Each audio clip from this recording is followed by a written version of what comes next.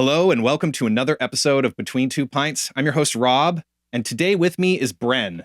Hola. Bren, I played Dungeons and Dragons with you. I know that you're a fellow podcaster, more experienced than me, and a photographer as well, also more experienced than me, and many other things. Cheers. Cheers. Welcome. That's nice. I think this is the first time that I've had the coffee one. Yes, so I've picked up Bren here a can of the Coffee Guinness Stout. Topher actually requested it for his interview, so I had a few extra in the fridge. Try to farm it out because it's not your favorite. Good God, this stuff, it's got coffee in it. What? Oh, I love it. But also I'm on a diet and it's a little bit meaty. Guinness is thick enough you could put a spoon in it and just stay up. I think it has B vitamins in it, so I would not be surprised. So I brought you on today, mostly because we play a lot of Dungeons and Dragons together. But also, after we cut, we're going to actually talk about my podcast setup and compare it to yours because you actually offer a service. Did you want to? Yes. So, the photography, have a studio or had a studio just last month. The lease ended, so took it all down. But had an office space that wasn't being used as an office. And the idea is, well, what if I set this up as doing kind of like a podcast studio, and so set that up, offer that to do kind of like video podcasts, three cameras, live switching, Kino lighting, and kind of like audio sweetening as I was doing it. That's awesome. Now I'm using the OBS Bots tail airs, which are these like little PTZ pan tilt zoom AI cameras. Yeah. The AI is terrible and like always just aims at the center of your chest, which like no person in their right mind would, focus on that. Mm-hmm. But you were telling me you actually use something different. Yeah, I have a Canon workflow. So this has been one of those things that kind of like figuring it out as I went along. It's just like, all right, I have started off with a Canon Mark IV, Canon Mark III as like 5D Mark III, and then I had a Nikon D850, and then it's like, oh, the color profiles don't match. No. If I wasn't doing the live switching, I would be able to easily color correct these, get them to match, or at least make that work. So anyway, I bought a 60 and then discovered that I wasn't able to get it in the same way where it's in the feed. A clean feed, yes. So I bought another 60 or 5D Mark III. So I've got two Mark IIIs and a Mark IV. That's wild. Yeah. So what do you use? Do you use OBS for your live switch? Mm-hmm. And then what kind of capture are you using? Just the little like cam cards or whatever, the HDMI? I set it up so it goes into my computer and just have the kind of like feed recording in there. I also I'm blanking on the system that I have that does the switching, but it has a card in there that records it as a backup as well. Is that Blackmagic or? It's Blackmagic. Thank you very much. It's great. I actually get to go to NAB most years as press camera for SLV Live, and Blackmagic is good friends with my boss Sean, and we always do fun interviews with like high up people from like the first few years I was just like, oh, that guy's really really informative salesman. He's like, dude, that's the CEO. It's just like, oh, so he's like, yeah, because Sean has been going to NAB for like 20 years now, so he just knows everybody. So it's been always pretty interesting. But like I got to try out the Pixis, the new Blackmagic last summer. Or last year or earlier this year, and that is man, I want that for filmmaking. And I've thought I actually did I don't know if you know Torrin Atkinson, but I did a voiceover sort of podcast episode. Very cool. And he's a really great dungeon master, but he's also he is a voice actor professionally, and we basically did a 30-minute thing on how to do easy voices for dungeon masters. So like one that he did was really great was like, if you have a guy in plate mail, you talk like this because then he sounds like he's in a helmet, and it's. Right, let's see if I can. I need to drink more of it. Chug. Here, I'll tell you more about it while I talk. Chug, chug, chug, chug. So or like some other D&D voice tips he gave is you could just whisper and sound really traumatized. So that's a good one if you're like the town guard has seen too much. Or like it was fun because when he originally suggested doing the episode, I thought I was like looking up how to do like a Romany accent for, a vampire. And he's like, no, accents are too hard. Let's like do the guy in plate mail.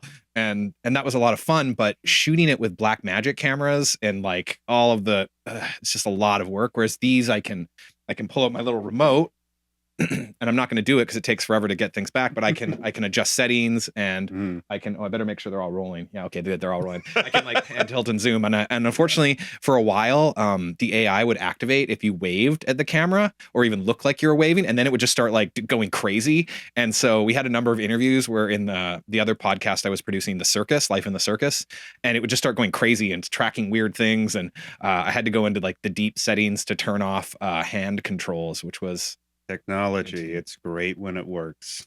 so. Now it's funny because we're talking about podcasts, but podcasts are usually just audio. So I think people are confused because they're probably going to be watching this on YouTube. Now, my solution for audio was I went online and I found plans to make fake Shure SMB7s where you 3D print a case and then you take the guts of very specific karaoke mics and put it inside. So that I love that so much. yeah, so these are like $50 mics, and I know they aren't. You were telling me you use pod mics. I do pod mics, yes. Yeah, so I've actually been eyeballing those because they do look really nice. But I've seen videos where like there are podcasters who are like, I get more views when I use my Shure SMB7, even though it's not actually like the Shure SMB7s are only really good for vocals because you're like screaming your heart out, and like you need something called a cloud lifter for that. What do you use with your pod mics? Well, I have it all going into a Rodecaster, Right. Which the thing I like about it is that it is very, very good for voice, which is what I do most of, and it filters out the any kind of like ambient and any like the studio that I was working out of was the worst option for doing a podcast studio. We were right by a major road, the Marine Drive. Oh God. Yeah, absolutely. So it just like I didn't offer it on weekdays around rush hour because there was no way, just honking and all that stuff.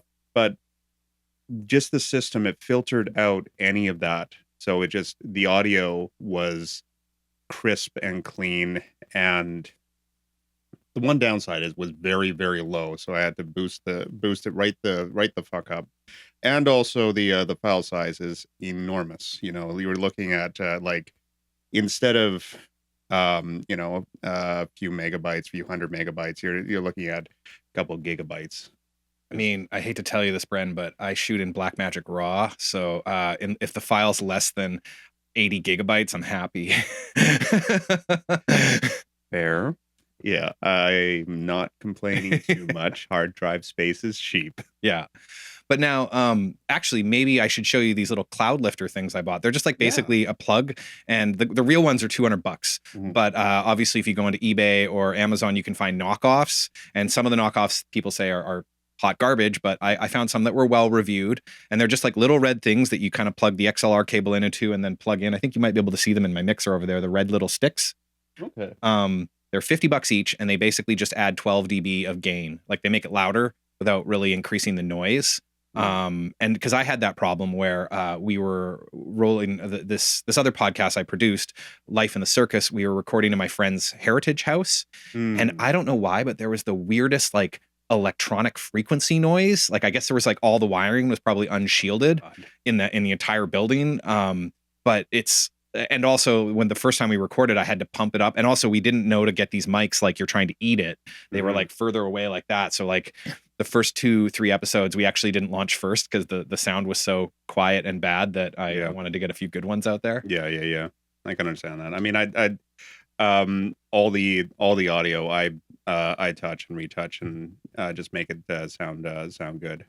So you mentioned plugins. I found a really good tutorial. There's a whole channel on how to do better podcasting. I'd love you to send that my way. I just talked to audio designers and just like, okay, what are the what would you recommend? What are the things? So I'm not just blindly spending money. So it's the photo studio was costing a lot of money. This was a way to get another kind of like way to get more kind of income in Revenue from something the yeah. Plus, I fucking love podcasts. I love narrative podcasts, and just realized I'm doing a lot of swearing. I do apologize. This is Oh, for that's YouTube. fine. No, it's fine. Bleep it I'm out. not monetized. I think we're at like 8 subscribers. Thanks, Mom. Oh wait, no, there. Yeah, thanks, Mom. It's probably 3 of her accounts, but yeah, I actually the neat thing that I found is because originally some of my friends recommended plugins who are pro audio guys, but they were like, "Oh, that's a $400 plugin, and it like expires in a year." But the ones that I found that were recommended were at waves.com, and they were like 20. You buy like 3 for 60 or 5 for 90. So I just dropped 90 to get like an equalizer, a noise remover, a de-esser, and then a fake tube amp, which is actually my favorite. Nice. Because like the old timey amps would have vacuum tubes in it, and they actually made the sound warmer and sexier. And I want to be like a radio announcer. In fact, we're gonna get you to read some of your grandmother's short stories later. So hopefully we can like I'll cut that part out and just crank the tube amp so we can sound like 1960s radio announcers. One question I had is I edit in Adobe Premiere. And do you edit? So you said you do a live switch. So that basically means that the client comes in and would record a podcast with you, which I think now you do like delivery, in that you can come to people and help them record where they are. Yes, I've got a mobile setup, and I'm actually looking at creating a podcast booth. Oh wow! So, yeah, just I have all the panels. I have everything to be able to make kind of like a 6x6 booth that I can just like load up into my van, go to a location, set up, and Bob's your uncle. That sounds excellent. Yeah. So I guess my question is, with the live switching part, do you ever edit anything in like post, like Premiere or anything like that, or is it just straight like here's your files? So what I do is I do audio sweetening in Adobe Audition, and then I sync everything up in Premiere. So not just the edited file, but also all the raw video from the 3 different cameras. Right. So you could fix, like, if you cut to the wrong person, like I've just on my live switch, which I don't really use ever for the final, I'm forgetting to like switch to the wide or you when you talk, but then I'm going to go in after and re-edit it. Yeah. Yeah. So that's our podcast portion. Thanks everybody for listening. Now we're going to move on. Here we go. There we go. Now we're going to move on to the wide, and we're going to talk about your photography. Because you are quite I'm an amateur photographer. I've got, you guys can check out my Instagram, which is Facefire Films, which has some like stills from films I've directed, but it also has my photography. I'm actually probably going to get back into it because I've been taking a break from video games. But you've brought some of your portfolio. Absolutely. Let's take a look. Now, hopefully we're going to, if you're listening, there'll be links in the show notes to the your Instagram posts. Here, let's flip this sideways. And we'll try not to talk about too many images, because if anybody is tuning in on the MP3, then they will probably be unhappy with us. Hopefully we'll be able to pop into these with a live image you can send me later. But this one's really neat. What you were telling me about, this is just a beautiful forest scene as far as I can tell. Well, the thing I love about this is that taking the most interesting part of the whole image and hiding it in plain sight. So you look at it, your eyes are guided here by the light. But this is actually something that I composed the image 4 hours before I took it, because that's how long it took to do the body paint. The body paint. Now that indicates that there might be, hold on, let me see if I can zoom in here with my remote. Oh my God. So you couldn't do this if we were, if these were just like normal cameras. So yeah, here we go. We've zoomed in on the picture. So body paint. I don't see anybody in the picture. Well, take a look at where your eye isn't guided. So first, there's kind of a line drawing right here. Right. Well, the log. The darkest part of the image is where the most interesting aspect is. So there's a woman that's right here. Oh, yes. All right. I won't zoom in too much, but hopefully we'll have a nice zoomed in image on the screen, or there'll be a link in the comments to the first image. Is there anything more interesting about this? How long did the body paint take? It took 4 hours. And so did you have a separate like makeup artist to do that for the model? Yes. Can we name the names of people here? Or? I have all. Oh, I'll give yeah, you all the perfect. information. They'll probably Yeah. be that on the Instagram Yeah. post. So then we have some cool ones here. Oh wow, that's really neat. There's some cool demon makeup. I know we have local makeup schools, and I'm always sad when I see these great like makeup jobs, but then people have only taken photos with their iPhones. It's like, guys, I would be there in 20 minutes with my crap if you could let me. Yeah. This one is actually kind of interesting because this was set up in kind of a home studio space. We took a whole bunch of images, and once we were happy, it just said, "Why don't we go for a walk?" So this quietly went into a cafe, said, um, "Got Mission. we got permission, sat down. This is natural light." Wow, I was gonna say it doesn't like. I guess there was another window off to the right here, Yes. and that's why Yeah. you basically have the two light look. Yes. And then I love this with the natural lighting and the colored hair. Mm-hmm. And then now these are cool, but I really liked. There's some cool makeup, some more outdoorsy stuff. And this is all you have a photography Instagram I'm taking? Yes. Yes. What is it? BD MacDonald Photography. BD MacDonald Photography. Check that out in the show notes. Okay, I really love black and white. And I actually see a bunch of familiar faces in here. Ron and is that Roberto? Yeah. Yes, indeed. All right. Well, I don't want to bore our listeners who aren't watching or with any more of that, but you should totally check out Bren's photography. And now you actually, okay, here's the thing. We got the wide, so is it going to go back because it can save? Oh, beautiful. I was a little worried about that. So let's just reframe technology this. is so fantastic. Yeah. And works. All right, let's cheers to your photography. Oh yeah.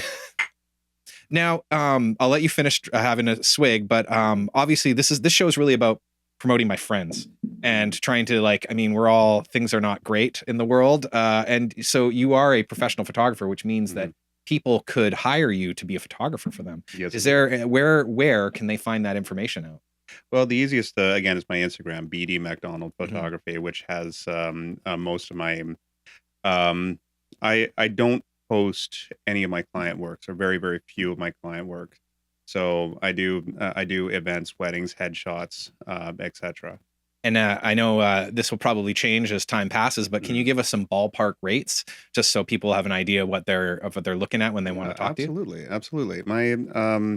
My base rate is $300 an hour, and that includes all editing and up to 20 images. Wow, that's very affordable. Well, I use a Lightroom workflow rather than taking every image. Rather than taking every image and deep diving into Photoshop. I found that 95% of the work that I would want to do in Photoshop, I can do in Lightroom, and I just found workarounds for the other 5%. Yeah, I've noticed Lightroom has really upped its game. They now have like you can make masks that select the subject or the background, which you couldn't do before, and it's just infinitely more powerful. I do most of my photo editing in Lightroom. I think there's very little I do in Photoshop anymore, just because with that like the detailed masking, you can do most of it. One of the other benefits, this is I came to it after really dealing with thousands of photos and doing events, is you can really process volume efficiently. You can select how many which photos in the program that you're doing the same editing, and then you can do kind of like universal top layer edits, copy them and paste them to another image that has the same that was taken under the same kind of lighting conditions, which allows the process to be much more streamlined. I find even one of the things I really like about Lightroom is just being able to like look through photos really quickly, and like you can be like, that's a 1 out of 5, that's a 3 out of 5, that's a 4 out of 5, and then like only look at the 4 out of 5s or better. And for me, I haven't done a lot of event photography, but when you have like 800 photos to process and you're just like on the keyboard, like like just rating them really fast, blurry, that's a 0, or 1, and then you just like go through and then you only look at the 4 or 5s. It allows you to turn 800 photos into like 60 or 70 really quickly. And I saw it at the last NAB. There's actually an AI program that can allow you to cull, and I tried it on a 200 photo shoot and it was not great, but also it was like its first generation. And as much as I don't love a lot of what AI is doing, things that help people do those dumb mundane tasks you don't want to do, I actually do kind of appreciate. It's just when it's like completely taking over the fun part that's kind of heartbreaking. Yeah. I do a similar process to you, but I do kind of a 1-star pass. So anything, gut reaction, yes, no, and anything that's a yes, I put a 1-star in it. Right. And then I do a 2-star pass. Huh. And then if I'm at a point that there's still too many photos, I'll do a 3-star pass. That's really interesting. I need to steal that idea because that I guess you're right. If it has no stars, then it won't show up in the sorting at all. Mm-hmm. So we have a special thing because we were chatting about these 3D printed mics I've made. That's why mine is like these amazingly fun colors. Love them. But like ice cream cone, but professional version. Yes. So you brought some of your grandmother's short stories about cats. Yes. So why don't we end this episode of Between Two Pints where Bren will probably pull your hood up and we'll do a dramatic reading of one of your stories. Absolutely. So if you want to grab that. Absolutely. So my grandmother, who has now passed, every one of their pets, primarily cats. Now, make sure that I enunciate. I have a problem with that mumble and stuttering. She wrote a story about each one. So I'd like to read an excerpt from the first. All right, so pull the hood up and give us your best radio announcer voice. I'll get up and turn the lights down low. Oh, I think I just rubbed the heck out of my mic. Oh no, you gotta adjust that hood. No, I see what you mean.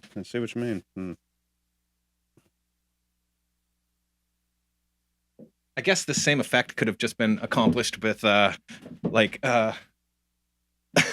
turning the exposure down on the cameras. All right, so here we go. May I present to you Bren reading a dramatic reading of you want to pull the hood forward a little bit more. Give yourself some mysterious shadow on your face. Think strong. Oh, fuck yeah. Oh, right. I'm swearing. Pull it just back a skosh so I can see your nose. There you go. All right. So yes, this is may I present to you a dramatic reading of one of Bren's grandmother's cats stories.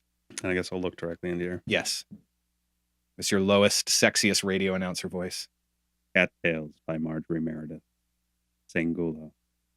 Don't buy a Siamese cat, said the knowing ones. They're noisy, unaffectionate, and unsociable. Totally unaware of this warning, Sangola, with her brown paws, cream-colored fur, and quizzical blue eyes, joined our household at the tender age of 8 weeks. She was unaware, too, that we were a dog family by inclination, and that we weren't supposed to have any pets at all in the townhouse where we were living. Her presence was mainly due to the visit of a great-aunt from parts afar. This discerning relative had recognized that our 10-year-old daughter, Eloise, my mother, was crazy about cats. Cats, that is, of the larger, wilder kind. Her ambition was to have a tame lion. The $10 money order, which arrived by mail shortly after the visit, which hardly go far towards realizing that dream, but it did augment Eloise's savings enough for her to buy a kitten. So Eloise and her father returned from the pet store with Sangola.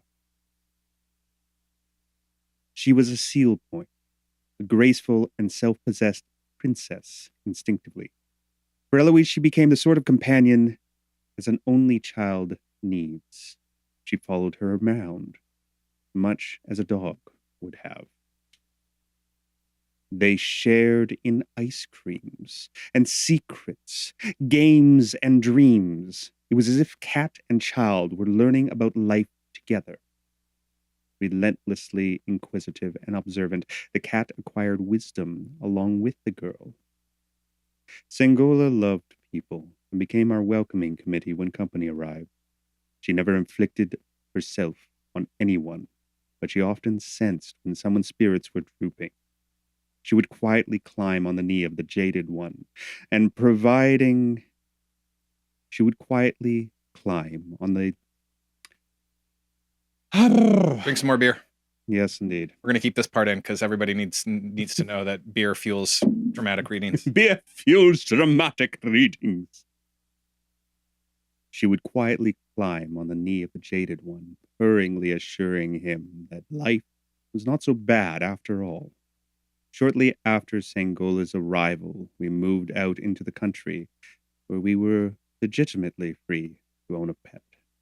The cat was fond of coming on walks, usually for short outings. One day, Eloise and her friend decided to climb the high mountain ridge behind the house. They took a pack sack with some lunch in it and set off up the steep path. They had not gone far when they heard a meow and turned around to see Sangola running along behind them, tail held high. She insisted on going with them.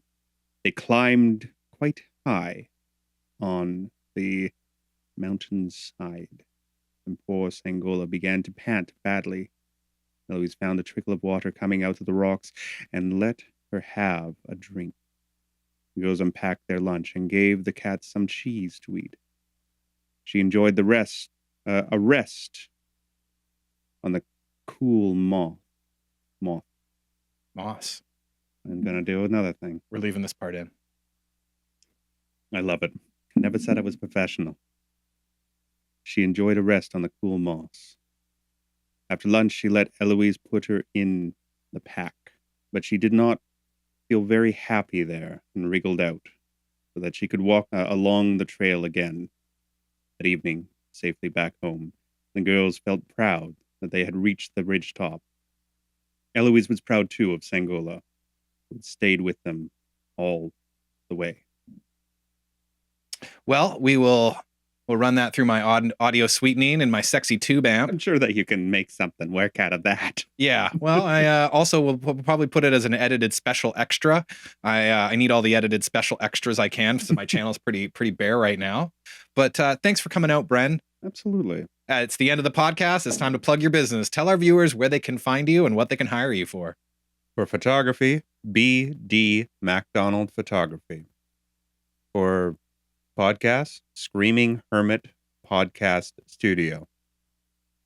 Awesome, my friend. And now I'll put links in all the show notes or the comments below the videos. And my good friend Bren here, please, if you need photography or you need podcast recording, give him a shout. Cheers, my friend. Thank you.